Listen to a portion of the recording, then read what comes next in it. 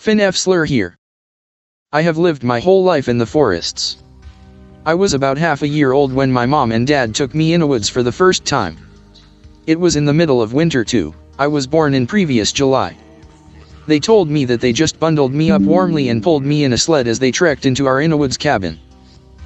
When I was still like 4 years old, we kids, me and my sisters, spent our warm summers running around forest completely naked. Not even shoes. When my mom saw that we were naked, she called us to her, and she fastened knives hanging on our waists with a rubber band. One of those, "It's dangerous to go alone, take this," moments.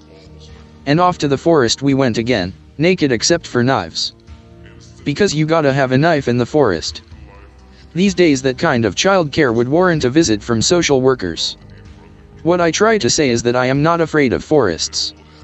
We have always lived near bears and lynxes and the like, and we are not afraid of them either. They know not to mess with humans because we are crazy and have guns and shit. But when I was a kid, I was afraid of the dark. Backwater Finland's dark autumn forest can be a scary place for a kid. I was all creepypasta as hell when I thought of all those monstrosities that might lurk in the darkness. One dark autumn night my dad, old LRRP man, told me to come with him. He told me there was something he would like to show me in the forest. I was like, I don't wanna. It's dark and scary. But this time Dad was adamant. Not buts of ifs, this time we go no matter how scared I was. He took one flashlight with him and into the forest we went. It wasn't even very far, but far enough for a 4 to 5 year old kid. Kind of, "Are you sure we can find our way back, Dad?" Far away. It was far enough. Then he stopped. And turned off the flashlight. I was freaking out. But Dad just calmly stood there and refused to turn the flashlight back on. He wouldn't let me have it either. He just stood there in the dark. He stood there a long time. At first I was near tears out of fear. But then his calmness started to calm me too. Obviously we were not in immediate danger, since he just chilled there. So slowly I too started to calm down. Then, when I had settled down a bit, Dad leaned to me and told me slowly and clearly, "There is nothing more dangerous in this forest than you and I." And he explained how we humans are even more scary to animals than they are for us. That even if I meet something scary in the forest, be it animal or something I don't even recognize, I could be certain that it would be just as afraid of me as I would be afraid of it. Chances are, it would be even more afraid of me than I would be of it. Sure, it might try to hunt and kill me if it was really hungry, but it would still be scared stiff about going near humans. For creatures of forest, humans are crazy and scary fuckers. We could use that fear against them.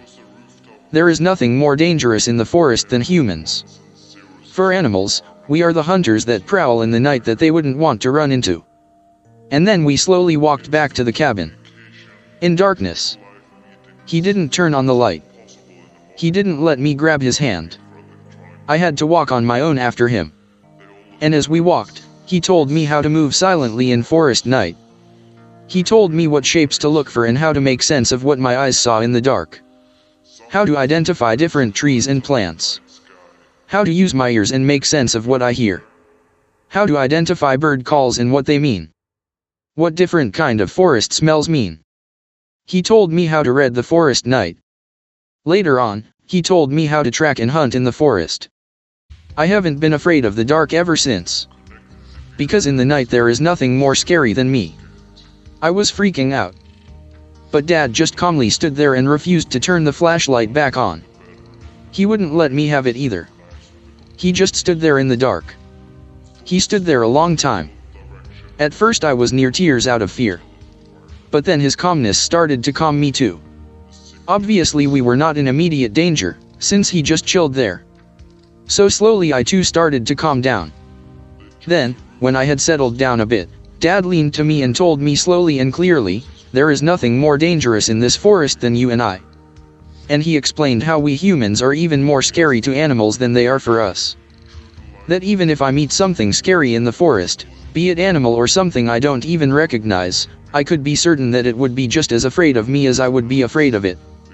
Chances are, it would be even more afraid of me than I would be of it.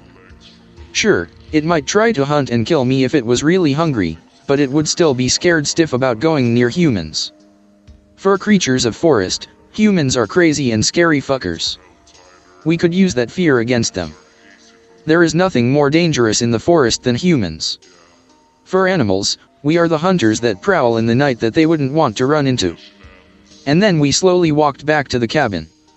In darkness. He didn't turn on the light. He didn't let me grab his hand. I had to walk on my own after him. And as we walked, he told me how to move silently in forest night. He told me what shapes to look for and how to make sense of what my eyes saw in the dark. How to identify different trees and plants. How to use my ears and make sense of what I hear. How to identify bird calls and what they mean. What different kind of forest smells mean. He told me how to read the forest night. Later on, he told me how to track and hunt in the forest. I haven't been afraid of the dark ever since. Because in the night there is nothing more scary than me. A bit of a twist end there. True story, by the way. Dad totally did that to me. And it worked. Probably would have been called child abuse these days. So yeah. I enjoy these creepypastas. Those nice creepy feelings in the comfort of my home. That's what they are, entertainment.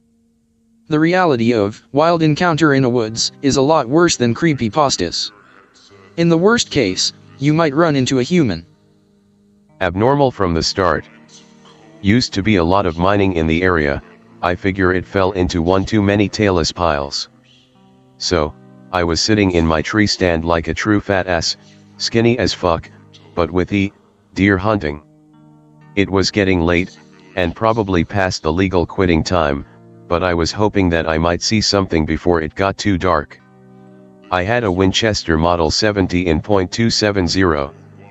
I hated that gun, its backside was folding, and tended to fold down when I needed it most. That does not factor into the story, it's just annoying as fuck. Caused me to miss a nice deer once. Location is northern Wisconsin, near the up border. I am on my uncle's land, and my tree stand is overlooking a small pond, that is currently frosted over. The ice is thick, we had run a 4x4 on it a few weeks ago, and it had not warmed up since. Night is falling, and as I think about a warm Irish coffee waiting for me back in the cabin, the bushes start to rustle. I tense up, hoping it's a deer, though hauling it out at this time and in the cold would fucking suck. Out of the bushes stumbles this coyote. It was the biggest fucking coyote I had ever seen, not as big a wolf, but large German shepherd sized. Not bulky though. Skinny and long, really long. It looks at me, right fucking at me, and screams. The scream nearly set my ears ringing, it was so loud. The sound was metallic, like in the movies when a sub goes too deep, that metal bending and tearing sound. Not organic at all. I had already planned to kill it, it was late enough that I knew I would not be able to get a deer, and coyotes are a massive issue for my uncle, as they kill his chickens and sheep. As I began to place the crosshairs on the fuckers, it fell over onto its side, and screamed again. The ice cracked when it fell and hit the ice, a loud bang, as the crack spread. I felt the tree shake. In the north, when serious ice cracks, it can cause minor earthquakes, break windows, and drop shelves. This ice was not that thick, but I still felt the tree move. The coyote was on its side twitching and gyrating. It then started to move onto its belly, and it got up on its hind legs. It looked right at me and screamed. My ears were ringing after that last one, but I don't think I heard any wildlife. I feel like I did not, but that might be my memories being edited by these threads. It stood on its back legs for a second or two, then fell forwards, onto its front legs. It then got up again, and took a few unsteady steps towards me. It was awkward, like if you were trying to get your dog to dance, or teaching a cat to walk on its back legs. It kind of stabilized itself, and began walking towards me, hissing like a radio. At that point, I was a little weirded out, but I thought it might have rabies or mad cow or something. I placed my crosshairs on its head, and squeezed the trigger. Its head was split open by the 180 grain soft point and it dropped. The shot was a little high, but the fucker was pink misted, a fact I could see on the snow around it. I figured that was that, and started to climb down from the stand when it screamed again. I flew up the steps I had descended, and placed another beat on it. This one went into its throat, and it fell. I placed a third round into its chest for good measure, and slowly walked down. As I got closer, and my ears recovered, it was still hissing and trying to move. I raised my rifle, but it died before I placed a fourth round. Looking closer, it was all kinds of fucked up. It had the thin, almost needle-like teeth in the front, but its back teeth were shovel-like and flat, with really thin edges. Sharp. Its front paws hand thing, elongated toes with sharp claws, while its back feet were long, wide and flat. Snout was much longer than a normal coyote, maybe 1.5x as long, and its eyes were much larger. I told my family, and we took hunk of spine that was exposed to send to the DNR. They tested it, and it came back negative for all common diseases. Don't know what the fuck it was, probably a mutated coyote that bred with a dog or something, but it was strange. Glad it's dead, that's for sure. It's the strangest thing I have seen in these north woods. Anything else abnormal about its physiology? Hell, that sounds like an interesting coyote corpse for a biologist to have gotten their hands on. It was just huge was the weirdest thing, it was just kinda messed up all around, head was too big, ears too small, rat-like skinny tail. I was told about this song about a year ago, and heard people talk about the Michigan Dogman. If there are more of them, I can see where the legends would come from. https://www.youtube.com/watch?? v equals 5 of sequence 0 embed. http://en.wikipedia.org/wiki/Michigan_Dogman. I should clarify, I heard about the stuff I linked after I told this story at a bar. The song is fictional, but the similarities are eerie. Alright/x/ let me give you a story about something freaky that happened in Innawoods on a farm about 5 years ago. I was 17-year-old farm boy. Our place was about a mile from our nearest neighbor and 10 miles from the nearest town. My parents had taken a trip with my aunt to Vegas for a week and left me to run the place with the dogs. There had always been some weird stuff going on around the farm, animals going missing, animals turning up torn up, weird tracks etc. Dad and Grandpa always told me it was coyotes.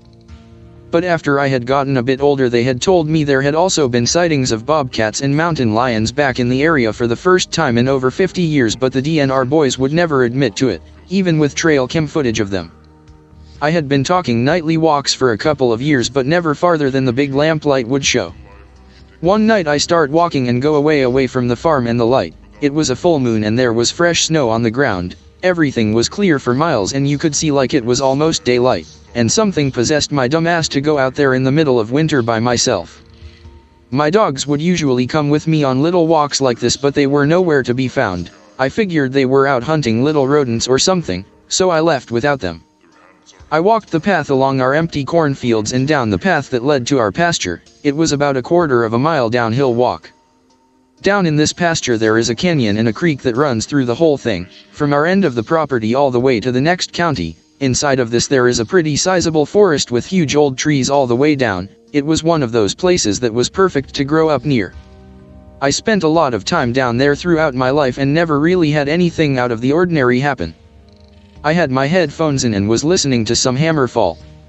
Just enjoying how cool everything was and how lit up everything seemed, even past the tree line. I figured me being just over 6 foot tall and an overly cocky weightlifter I didn't have anything to worry about out there. So dumbass me went down next to the creek bed, in the middle of winter, alone and unarmed. Mistake number 1. I followed the creek for quite a ways until I ended up at a part of the bed where the banks and walls of this little canyon were too angled to climb up and there weren't any paths out. I stopped for a little bit and watched the moon and stars, just admiring it all. Don't think I'll ever forget how pretty everything was.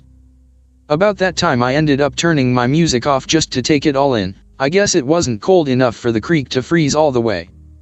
And every little sound out there in this place just echoed on top of the little sounds of the running water. The whole place just made every one of my scenes feel exaggerated. I stood there for about a minute or two when I started to get this horrible feeling in the pit of my gut, like the most terrible thing in the world was going to happen at any second. I looked around a bit, didn't want to freak myself out over nothing, so I gave it a short time. That was mistake number 2, I should have just walked out of there. At this point I started to hear something moving through the snow and brush on the other side of the creek.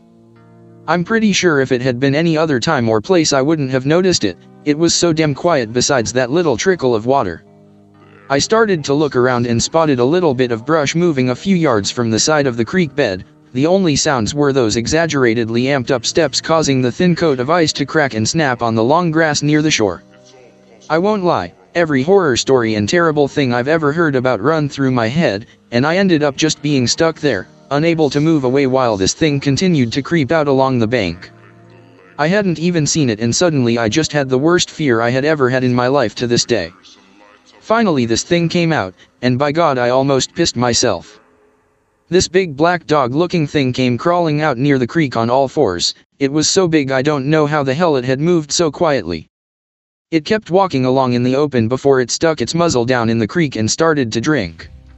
I just stood there glued to the spot. The whole place seemed to get darker with every second. About this time I felt the cold for the first time that night while this chill ran down my spine. Stupid me shivered. Mistake number 3. I had big copper buttons on my coat, and a couple of them brushed against each other. It had to be such an insignificant sound, but down there, it seemed like I had hit a tin roof with a hammer. This thing perked its ears up and raised its head to look at me. God, its eyes. I've never seen anything that green before. We stared each other down for a few moments and then this thing growled. About this point I finally snapped out of it and began to back away, trying to get back out of this boxed-in space and away from this thing. This thing started to bare its teeth and growl more aggressively, and then I shit you not, it stood up on its hind legs a bit, raising its front paws up to its sides, only they weren't paws, they were like hands. I thought I was going crazy or something, but I kept slowly backing off, every step getting me a little closer to the path leading out of the canyon and creek, but even then I still had a long way back to the house. This thing just kept watching me like it wanted me to just back away and leave for the first few steps. Then it started walking along the other side of the creek, matching my pace, just slowly stalking me out. I was shitting my pants and breathing heavily, but somehow managed not to lose my head and run. I think if I had done that I wouldn't have made it out. Finally I made it to the open area, just had to get up this little hill then make it across the pasture. Then it was only a quarter of a mile up another hill to home. I didn't turn my back on this thing and continued to back my way out and up the hill. This thing didn't seem to want to cross over the creek from the position it was at, but it kept walking. About the time I made it to the top and was looking down at this Dogman thing, it had made it to a more shallow spot down at the creek bed and began to cross. At this point I knew I had to pick up the pace. I finally turned and began to quickly walk to the pasture gate as quickly as I could. I scrambled over the gate and looked back again. It was at the top on all fours again, still watching me with those eyes and teeth. All that was between me and this thing was a barbed wire fence, a panel gate, and 20 yards. That's when I heard the best sounds I've ever heard in my life, loud padding coming across the field. All 3 of my dogs were coming full speed down the hill raising hell. I looked back and this thing turned and stalked back down the smaller hill. I figured I was in the clear and took off like a fucking rocket. I ran a quarter mile in nearly 4 inches of snow in winter gear. I passed my dogs on the way up, and they didn't stop or turn to meet me. They just bolted down the way after this thing. What felt like an hour of running up this hill, I made it back to my home, and almost passed out on the floor. I locked the doors and ran to grab something to defend myself. I figured that my hunting knives weren't going to cut it, so I went to the gun safe. Only guns in house are great granddad's old double-barrel 20 gauge, a 22 and an old pump-action Remington 30-06 pump-action with a box 40-year-old ammo that had a horrible jamming problem. I grabbed the shotgun and loaded 2 shells before shoving a couple of fistfuls into my pockets. I just sat there in the kitchen with a death grip on this gun for hours before I finally heard my dogs barking outside the house. I looked out the window onto the porch and saw all 3 of them without a scratch. I dropped down onto my ass and cried like a child, not sure what to think. I didn't want to go out there again. And I didn't until the next morning. I stumbled out the door with the gun and looked around. My boys came up panting with their tails wagging, and I loved on them and petted them until my body was numb from cold. I made sure they got some hot meat that night as a thank you. I've seen this thing a few more times than this, but this was the first time. The only people who know about this are a couple of my closest friends. Hell of a story. I don't live on the farm anymore at the moment, but that thing turned what was my little retreat into a nightmare. Alright. Seriously, somebody screen cap this. Here's a creative title, The Adventures of Dogman Bro. Be me, hunting on my own property in late December. Life's good. See no deer all day and it's getting dark. Stand is about 1 mile to 1.5 miles from my house. Just about dark when I get home and I hear something rustling by my feed shed. I'm a rancher. Raise cows, miniature donkeys, chickens, and turkeys, whatever. Probably a coon. Pull out 9mm and creep alongside of the shed. See this thing, about 7 to 7.5 feet tall, standing up and scooping rice bran into its mouth. Its hair is matted and gray. Head is somewhat groomed. 9mm ain't gonna cut it. Move back to 100 yards and take aim. I notice my 2 English Mastiffs aren't barking at it. They're cowering under my house probably. Weird because they have killed coyotes no problem before. Boom. Dead center shot. Thing lurches forward like something sucker punched it and it let out this scream. Sounded like a rabbit death scream but deeper and more gravely. It takes off at an ungodly speed into the woods. Ever since then I had happenings around my house. Scratches around the door, big branches broken off of trees on the quietest of nights, and dead chickens in the yard. Scratches on the house. Close-up of the scratches. My bad, meant more scratches. Here's the close-up. They look slow and deliberately made to me. Kinda sorta not really. They put a line of sticks between my land and theirs, I guess, and I treated it like a property line. They were still screwing with me after a month, so I came on /K/, that's when you know the problem is bad, and one guy suggested giving them a few gifts like meat and stuff, so I did. Since then, it's been a regular trade that's pretty much equal. I give a squirrel, they match it with a rabbit or something. I once gave a whole smoked hog and I got a half of a big deer. So, after trade was established, the sticks on our property line have been discarded except for a few. We're like, now like, --. So I guess that means, treat our land with respect and we treat yours with respect. Gonna bump with some OC here. Never really told this story to anyone except my close friend when I was drunk once and he thought it was a joke. First, some background. Me. B17. Dad is hunter, goes hunting with his buddies sometimes at his cabin.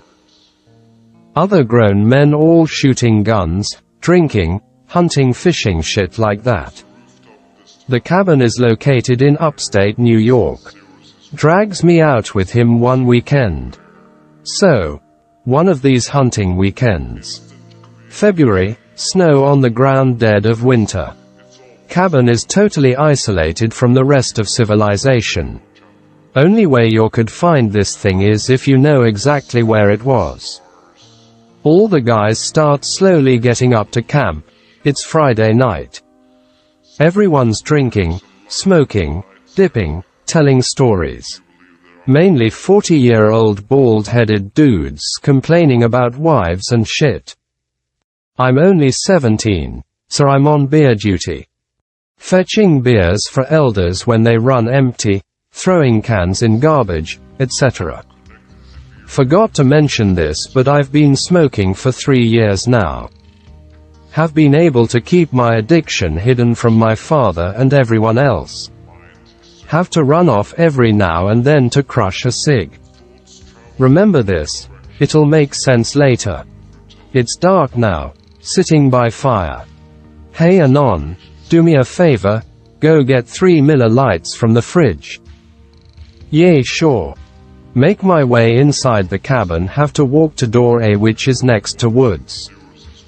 Immediately get feeling something not right. Can't hear everyone else by campfire. I should be able to. It's as if they all stop talking. Get the feeling I'm being watched. The woods go dead quiet. Now I know it's winter and it's not as noisy as it is in the summer, but it's dead quiet. Unnaturally quiet. The wind ceases to blow. Pour. Book it to door A. Consult drawing. Get 3 millers and bring M outside to the fire pit using door B. Few hours pass. All the guys are getting drunk and tired and want to turn in for the night. It's around 2 a.m. still pitch black outside. Cabin has multiple rooms in it, mainly bedrooms with 5 bunk bed cots in each room. One of the guys, let's call him Jim, falls asleep on the couch, but leaves his Newports out on the table next to him. It's time.png. Stealth mode engaged. Lift 2 cigs out of his pack. He has 13 left. He won't notice. Walk out to behind the shed. There's a small clearing behind the shed in the woods. I know I can smoke there. I leave the door to the cabin open with a rock. Don't want to keep closing the door and wake someone up. Walk out to go light a cig, but can't. I don't mean that I broke the lighter or it's too windy. I literally can't. I have no way to explain this other than I held the cig in my mouth, but physically couldn't move my arm to grab my lighter. It felt as if my hands were made of lead and I was trying to drag them through molasses. Now this next part. This is where it starts to get weird. I can hear my name being repeated to me, in my head. It doesn't sound like it's coming from the woods. It sounds as if it's coming from me. But I'm not making a sound. I still can't move. And I can hear someone saying my name and it sounds like it's either coming from me or is right behind me, and yet when I turn my head nobody is there. Nope.x. System error.dll missing from hard drive. Can't move still. Fuck. Feel like I'm being watched. Then, I see Jim walk out of the woods, all dirty and bruised. He's walking really funny, and the more he walks towards me the more I see it. Jim, is that you? What are you doing out here, man? I put my cigarettes in my pocket and realize I can move again. Stops. Looks like Jim. Something's clearly not right. Something is off with his face, as if his jaw was broken.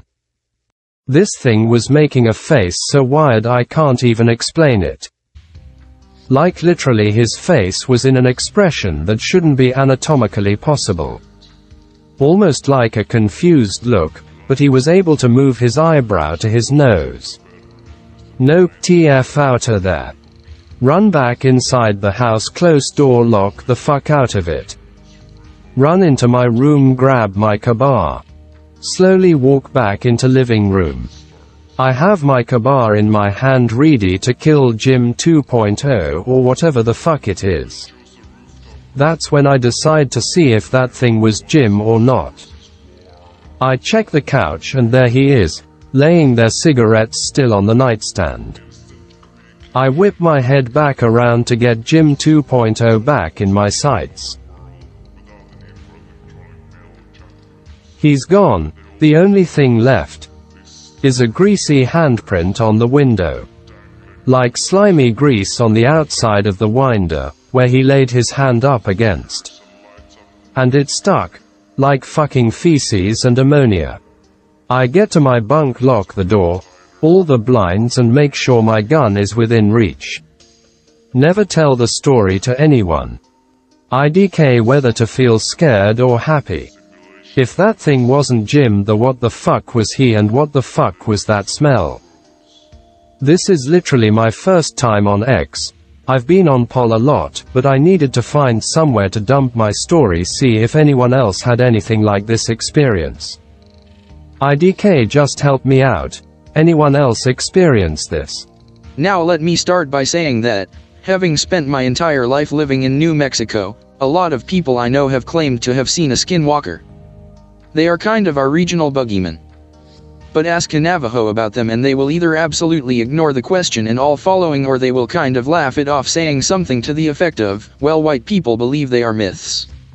Well, here's my story regarding them. My father owns a small delivery service that operates out of Farmington, NM. We mostly deliver small packages out to the middle of nowhere that are too much of a hassle for the larger delivery companies to bother with. My dad is the only employee and we have a few pickup trucks and a trailer.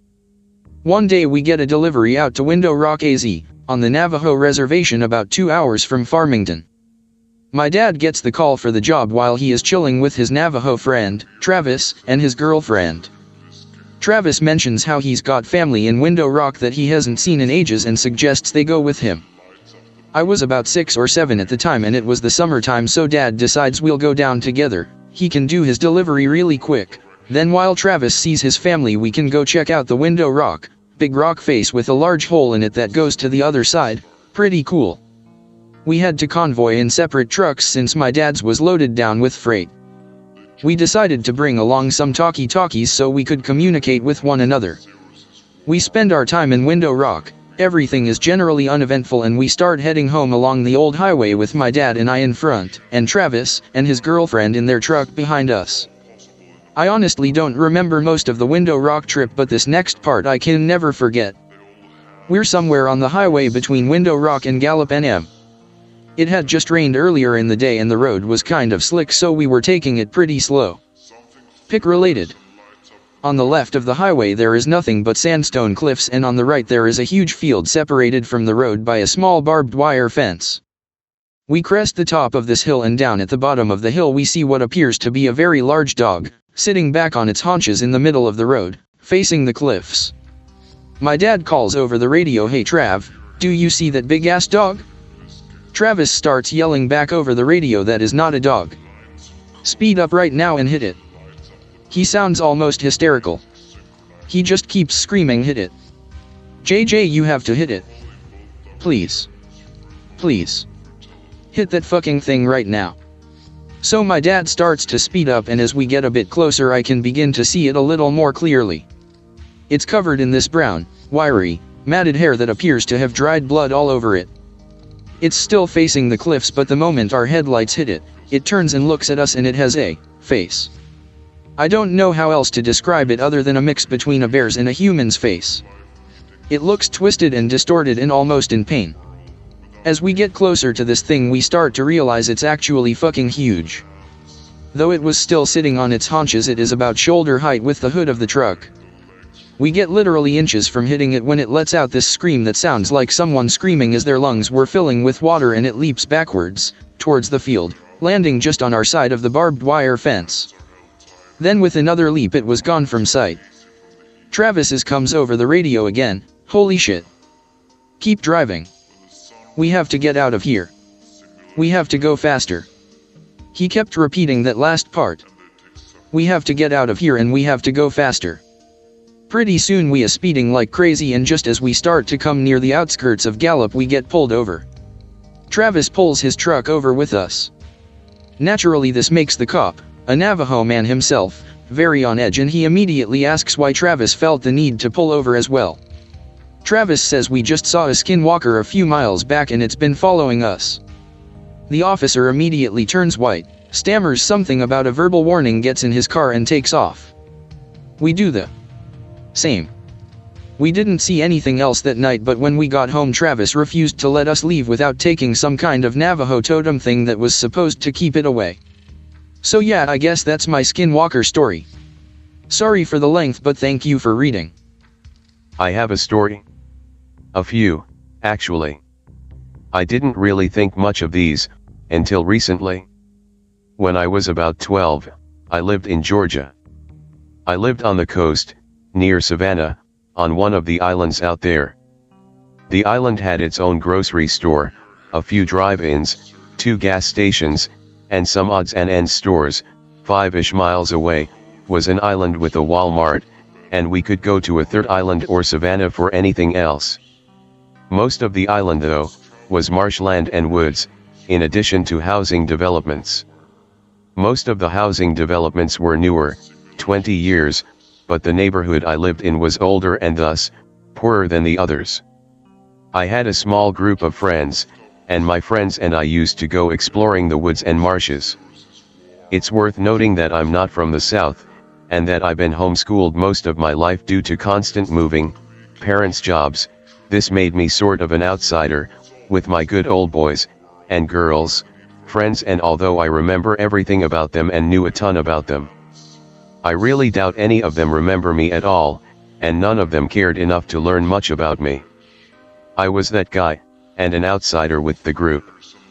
This is important to remember, when it comes to my stories. The first story took place towards the end of summer. This is technically the second story, order-wise, but it's probably best told first. I caught a head cold and spent 3 days sleeping non-stop in my room and only told my best friend, Hank, this over the phone.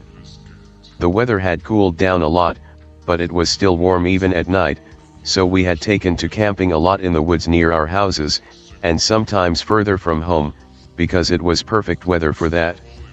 While I was sick, my friends went camping without me. What happens now is a retelling of what H, and another friend, his cousin, Andy, told me after I got better and left my house. Hank, Andy, Hank's girlfriend Michelle, and 3 of their mutual friends had been hanging out all day, and decided last minute to camp in the woods near Hank's house. So, they pitched a few tents right inside the woods, nearish to a pond that was between his house and the woods, and got to goofing around. Shortly after dark, they heard loud splashing in the pond, like someone was swimming late at night, but didn't bother to go and check it out as it wasn't out of the question that someone would be swimming that late out there. A few minutes later though, I apparently showed up at the campsite, soaking wet and acting kind of off. Apparently I didn't say anything, I just came up, sat down near the fire, and started watching people really awkwardly. 124738085. Hank ends up asking me if I'm feeling alright, and I told him I was fine, I just felt lonely and decided to join them, and his mother told me where he was. Now, only he knew I had been sick, and he didn't apparently want to bring it up because Andy was a major germaphobe, so he just sort of shrugged it off and they went on with their evening to the best of their abilities, while I sat there, not talking, just watching them. After a while, I dried off, and both Hank, Andy, and everyone else there told me I started stinking, and I got the creative nickname of Stinky because of this, like a dead animal. Michelle started gagging from it apparently, and everyone jokingly told me to go take a shower. So, I got up, walked out of the woods in front of them, and Hank, Michelle and Andy followed me, thinking they'd hurt my feelings, only to see me calmly walk into the pond until I was up to my waist, dive in the rest the way, come back up a bit later, and walk back out. All without saying anything. It's worth noting that I'm not a good swimmer, and I hate diving due to a fear of inhaling water and choking, so the chances of me doing that, especially fully clothed, are pretty fucking slim. After that, I apparently sat back down, and resumed being awkward. When I started smelling again after drying off, they kindly decided not to bring it up, although Michelle told me later I smelled like I was rotting, and she kept moving further from me because of it. Time goes by, and everyone decides to go to bed. Aside from me saying I'm fine, I've apparently said nothing and they've basically forgotten I'm there. Hank tells me to go home, he said he was basically insisting, because no one wanted to share a tent with me. But I refused, and Andy and another friend, Corey, decided to share a tent with me. So they go in, and apparently had to call me into the tent repeatedly, and once I did go in, I just laid down on the floor, facing the wall, nothing under me. Due to the stink, apparently neither of them could get to sleep very easily, and according to Corey, TD constantly turned my head really oddly and watched them. This went on until about 5 a.m., when I suddenly got up, standing as high as I could in the tent, walked out, and that was it. They didn't see me again until about 36 hours later, when I left my house finally. Although it probably isn't that spooky, I know I didn't go out there. I've tried shrugging it off as a joke or me being delusional, but I'm really pretty damned sure I didn't go out there at all. I was sick, and I'm a big baby when I'm sick.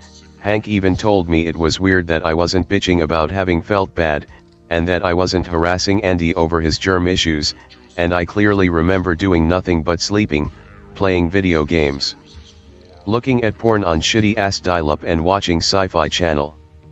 In addition, my room was 3 stories up, and if I'd left it, I would have woken up my parents, who wake really damned easily, had they been asleep when I supposedly headed out there, and they weren't. I remember my mom coming into my room to watch TV with me at around that time. But, on the other hand, I doubt my friends were smart enough to have an elaborate lie like that, and that they'd care enough to tell it, and they seemed very sincere. That, and Hank's mom later confirmed that I had, in fact, stopped by and asked where they were, and that she'd noted I smelled awful and seemed off, but assumed it was because I was sick and hadn't bathed. His mom and mine, who had been friends, had a major falling out arguing over whether or not I'd showed up there, and none of my friends ever believed me. I never thought much of it, figured it was a mean joke or something, until recently. This is probably tied to an earlier event that had happened over the summer. Over the summer, we found in the woods an area that had been converted into a paintball fort. Lots of elaborate tunnels/trenches and a few sheds and buildings. It was all really cool, but apparently abandoned.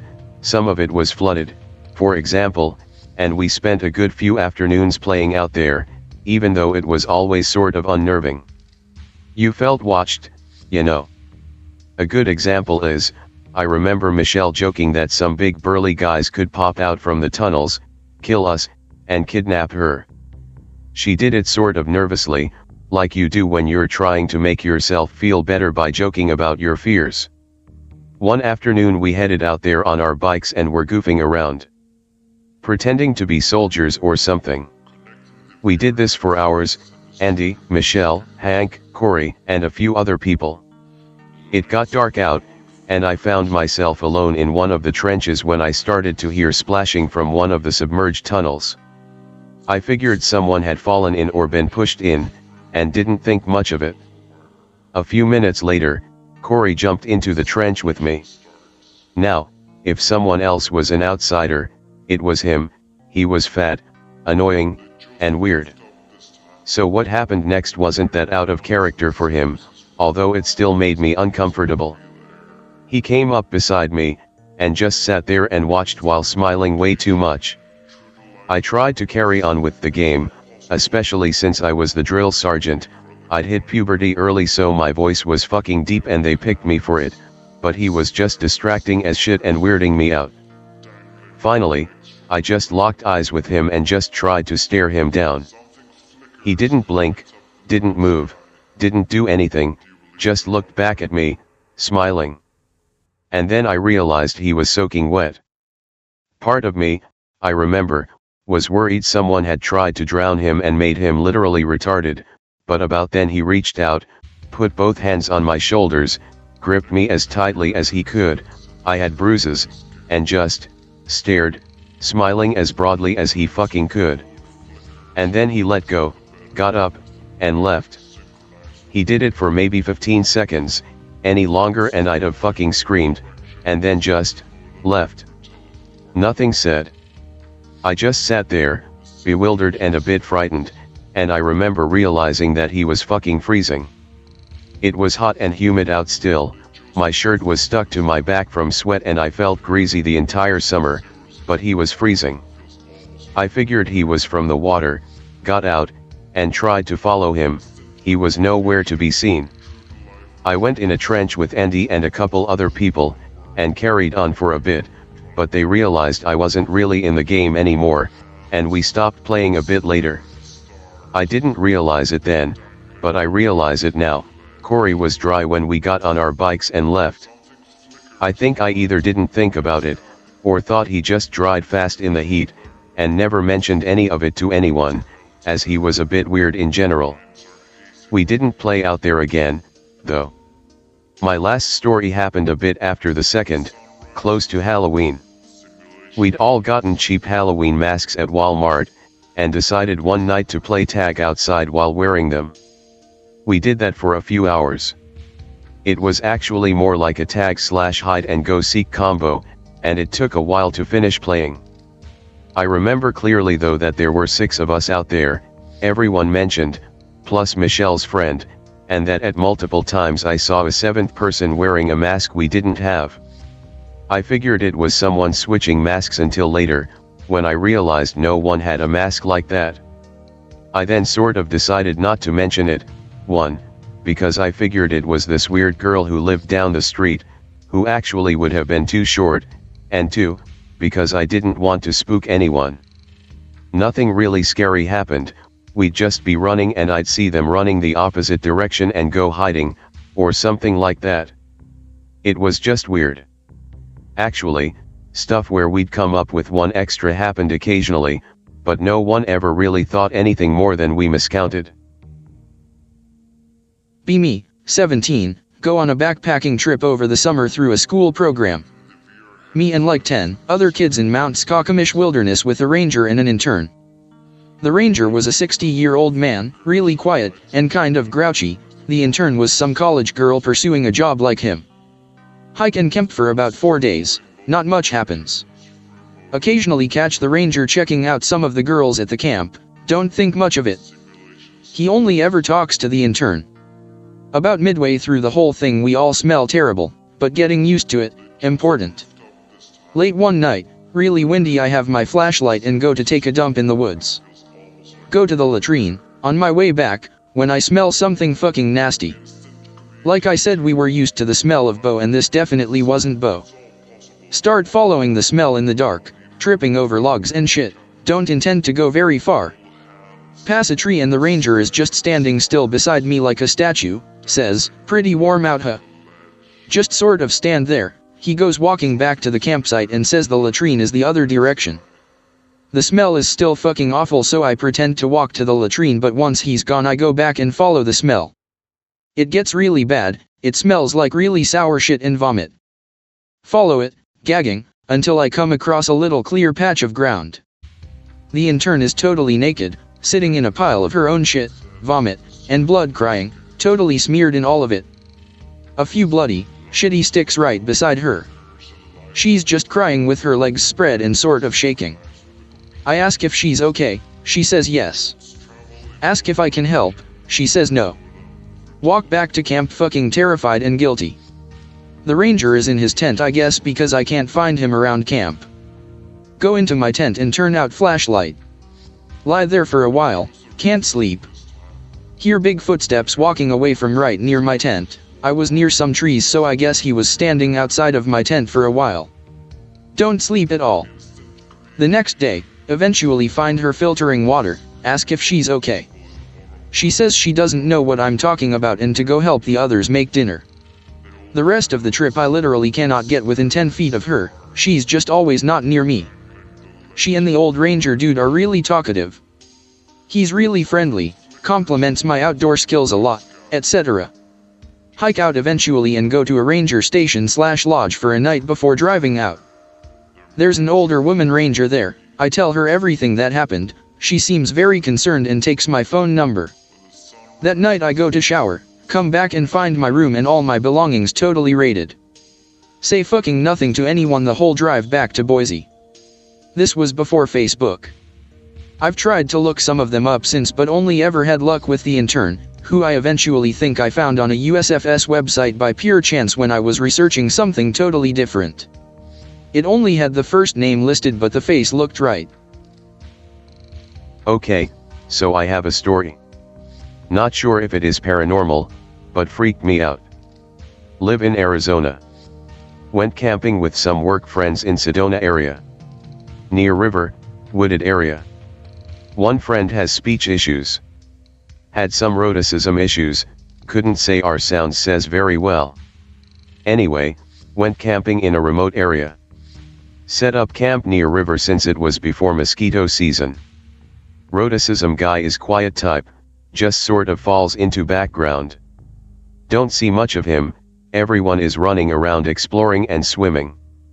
Gets dark, things settle down. Roticism guy still not around, but no one is too worried. Grown-ass man can take care of himself, not that late either. Getting darker, starting to worry. Roticism guy finally shows. Takes seat by campfire, stares blankly into it. Ask if he is okay. Yes. Ask where he was. Says nothing. He has always been aloof and quiet, so just let it go. He's back, safe, that is all that matters. Start having fun with other friends again. Forget about Roticism guy, he just sort of slips into the background as always. Go to bed, Roticism guy and few others stay up. Felt good going to bed, but couldn't fall asleep. Got more and more restless, drifting in and out. Kind of have to piss, thought maybe that would help me sleep. Get out of tent. Roticism guy still in his exact spot, barely able to see him from the burned down coals. Nearly shit myself, creepy as fuck. Fuck, just can't describe it, he was sitting there, completely still, just looking at the coals. Rub hands together and put them near fire pit, like he was warming them with a big fire. Not sure what to fucking do. He turns and looks at me. Finally decide to say something. Maybe something freaked him out from when he disappeared. Maybe he saw a dead body or something and is now in a catatonic state. Start calming down. You okay? It is like 4 a.m. Suddenly stands up and starts talking. Acts cheery, but can't seem to put emotions behind it. Babbles on for a few moments about the sun coming up soon and getting another good hike in before having to leave. Wants to go for a hike with me. Like, right that damn second. Doesn't want anyone else to come or know where we are going. Doesn't want to me even change clothes or put on shoes. Gets more and more persistent. Suddenly, realize that he is pronouncing words perfectly. Roticism guy cannot say some words correctly for his life, this guy has not messed up a single word. Start freaking the fuck out. Say that I am going to wake up others. Go towards the tents, rattle them, yell to friends that it is time to get up. Never take eyes off of Roticism guy. He sits down, returns to his pose of just staring at the coals. Most friends get up. Pretty pissed at me. No fucks are given about that. Say anything needed to keep them up. One guy bitches about the cold, talks about getting firewood. Roticism guy offers to join him. Oh fuck, oh fuck, oh fuck. Don't know what to do. Out Roticism guy? Try to lie to keep him still? Or just let friend go off with him and be thankful it is not me. Retarded me, I volunteer to join them. Roticism guy stares at me for a moment. Might have been a glare, might have been just a calculating stare. Either way, I know that I saved my friend's life. Roticism guy follows us, slowly, just really fucking creepy. Like he didn't fit with us. Do not leave friend's side for a second, keep looking back at Roticism guy. Friend gets the idea that something is up. He starts looking back at Roticism guy too. Get the damn firewood, get back, never take eyes off of Roticism guy again. Friend does same, he seems to get that Roticism guy is acting weird. Just stares blankly. Doesn't talk unless spoken to. Will do out of place actions. Like, he'll kneel down and pull his shoelaces around, like he was pretending to tie them. All of the others return to sleep for a few hours. Once people wake up, no one but me and my friend notice that Roticism guy is weird. He will randomly talk to the others, trying to get them to go off alone with him. No one does since he was always so weird about it. He asked one guy if he wanted to go piss for example. Roticism guy might be quiet but fuck, he isn't that aspy. Keep close eye on him, make sure no one gets alone with him. Pack up, time to go. I'm driving. Once we get near Sedona, Roticism guy asks to be let out. Says he'll walk home. Fucker lives in Phoenix, 2-hour drive. Let him out, do not give any fucks, just want him out of the damn car. Others seem confused, but I don't care. He gets out, we drive off. Stare at him. He doesn't move, just twitches a little bit. Make turn, can't see him anymore. Immediately tell others what happened. Slightly scared that he'll jump out and start going gorilla on the car or some shit, but nothing. Others comment that he was being weird, but still don't agree with just leaving him. Can't seem to convey that he wasn't being weird. No one by the firewood friend believes me. He doesn't speak up much. Drop it. Back at work, Roticism guy doesn't show up for a few days. When he does get back, stays far away from me. Not sure what to do, but he seems to be back to normal. Doesn't offer to go to the bathroom with any more people anyway. Eventually talk to him. He's pissed at to why we just left him out there. Yell at him for being so damn creepy. And besides, he asked to be let out. More arguing about the facts until I get it. He claims that I took him to show him something on the first day. Walked for hours, then I disappeared. He was lost in the woods the entire damn time.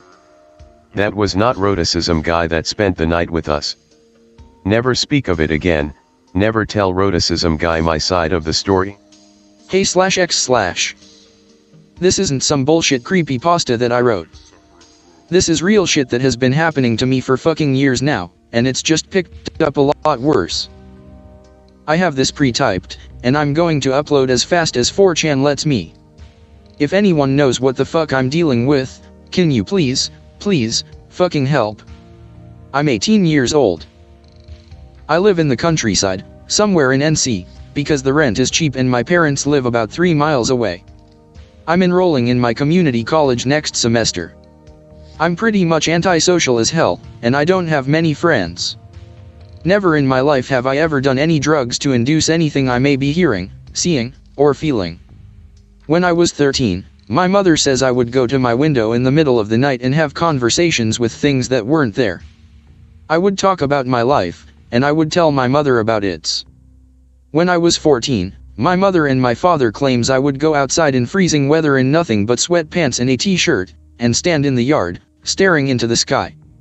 When I was 16, I was found in my school's bathroom with glass in my right hand.